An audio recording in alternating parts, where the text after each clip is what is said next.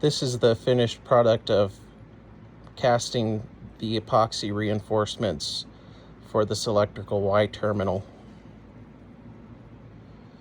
Now, we don't pay much attention to the surface finish and spending the time to make it perfect because this is just for a structural reinforcement.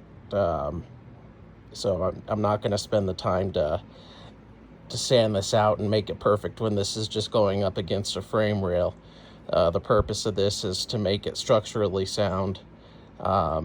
This is not something that's ever going to be seen, so I'm not going to spend the time to sand it out and make it perfect.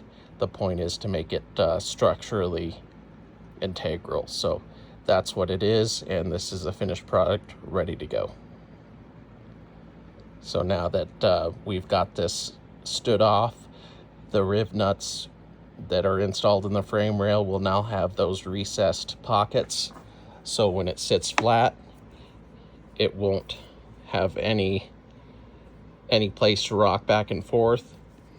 And then if you remember, this used to be a really thin plastic. Now it's reinforced probably 5 or 6 times the thickness on the top side here of the plastic. This metal piece is now structurally bonded to the plastic itself, including the screw that's embedded there. And then of course we mixed the chopped strand fiberglass in with the resin we poured on the top side and on the bottom. So this is going to be now an extremely durable piece that we're installing on this car. It definitely takes a lot of time to do this kind of work, but when you don't want things falling off of a car that's going to be shaking and rattling down the road, this is the kind of stuff that you got to do.